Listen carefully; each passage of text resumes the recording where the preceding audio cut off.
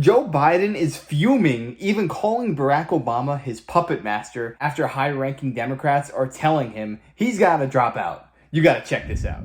Battled President Biden reportedly fuming while in Delaware, where he's recovering from COVID, apparently angry at what he sees is a coordinated effort from his closest allies to force him aside. Sources telling the New York Times that Biden, quote, considers Representative Nancy Pelosi, the former House Speaker, the main instigator, but is irritated that Mr. Obama as well, seeing him as the puppet master behind the scenes.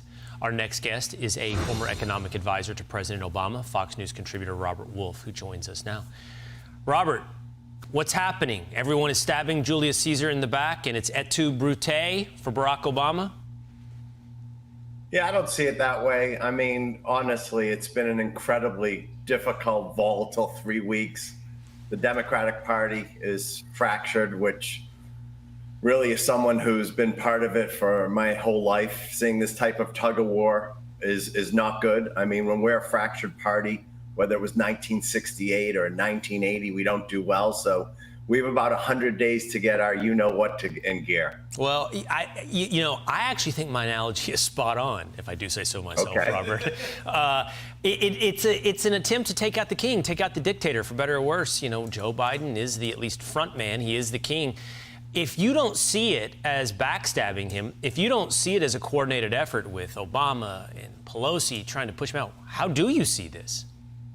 Yeah, so first of all, I've been with Obama, I think, 3 times in the last week. So calling him Brutus would be about the last thing I'd call him. He's been an incredible leader for our party. I see it differently. I think there's a tug of war going on, and it's between the high-end donors and the congressional members who are in tough swing states. And it's versus many groups of our party who support President Biden and Vice President Harris, the women, minorities, labor, progressives. And this is a tug of war that's front and center that started 3 weeks ago because of the brutal debate that President Biden had.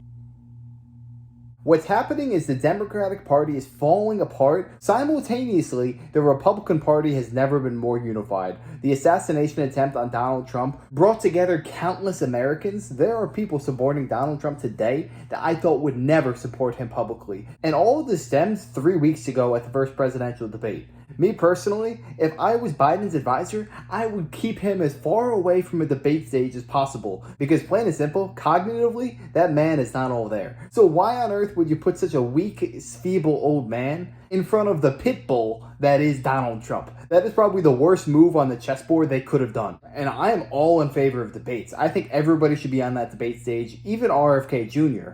But the sheer fact of the matter is, they had to have known that there was no positive outcome that could have came from this past debate. I don't know what their reasoning was at that time, but right now, one thing is certain. They are as fractured a party as one could possibly be. They are so desperate right now that no one knows what their next move is going to be. But though, you know, if you've been with him 3 times in the past week, you've divided the party, as you just said, into this tug of war, and I think you probably accurately described the camps.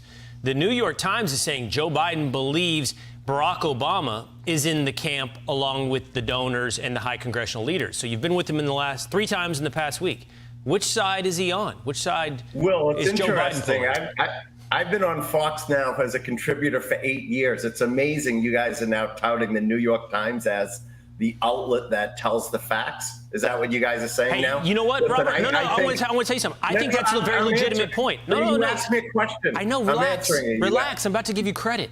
I think that's a very legitimate point. I don't trust the New York Times now all of a sudden after covering for Joe Biden for 4 years. Now they're telling me he's about to be pushed to the side. I agree with you. I don't think the New York Times to be trusted. But guess what I have? I've got Robert Wolf with me right now, who's been with Barack Obama 3 times this week. So you can tell me, what side is he on? Hey, listen, you know me. I've been in the Fox den for 8 years now, so I don't back off. Pete knows. Listen, this is not about President Obama or former Speaker Pelosi. This is about President Biden and Vice President Harris. They are the nominees of the party. Did you see what the guy did there? The host directly asked him, what does Barack Obama think of Joe Biden? Should he drop out? Should he stay in the race? He completely avoided it. That tells you everything you need to know. Barack Obama wants this man gone, because if he didn't, this guy would have been adamant. Oh no, Barack Obama thinks Joe Biden is a nominee. He's here to stay, this and that. But the sheer fact he omitted that tells you everything you need to know. Obama wants to say sayonara to Joe Biden. Our primary, they got 14 million votes. This whole idea that there's puppet masters behind is all BS. Yeah, okay? but you're not answering my question. The New York Times might not be telling me the truth, but they are answering the question. You're not answering the question. What side is Barack Obama on? Yeah, you'd have to talk to Barack Obama. Here's what I would say. Here's the way I would frame it. It's up to President Biden. I've said that all along. If President Biden decided to step aside, in my opinion, it would be Vice President Harris as the presumptive nominee. Right. I think this idea of a chaotic convention would actually be brutal for the party. We saw it in '68. It was a disaster. It led to President Nixon. I think that there's no question that the Trump party's unified. We have to get there. All this gossip aside, it's great media, it's great red meat, and it's been disastrous for us as Democrats for 3 weeks. It's time to move forward. President Biden made a decision. Whether he's staying with it, I don't know. But I don't support this idea of this chaotic convention on a 60-day whim. We'll see if you'll be able to avoid it, truly. We'll see if you'll be able to avoid the chaotic convention. Hey, do me a favor, Robert. On the 4th time you see him this week, will you ask him, which side are you on? Then we don't have to listen to the New York Times. Yeah, I think he can speak for himself. All right, well, then book him for me. I'm waiting right here. I'll be waiting. Guess what? I'll be on tomorrow. See if you can get Barack Obama to come on and tell us. He's looking for you. Okay, good. Just text me his number, Robert. Thank you. All right. Yeah, I mean, the Democratic Party is toast. If this is a free and fair election, I don't even think they will get within 20 million votes of Donald Trump. The way things are trending, Donald Trump is on a rocket ship right to the White House, and nothing is going to stop him. Meanwhile, Joe Biden, he has never been weaker. He has never been more vulnerable. They're saying that he's not capable of running again in the next election.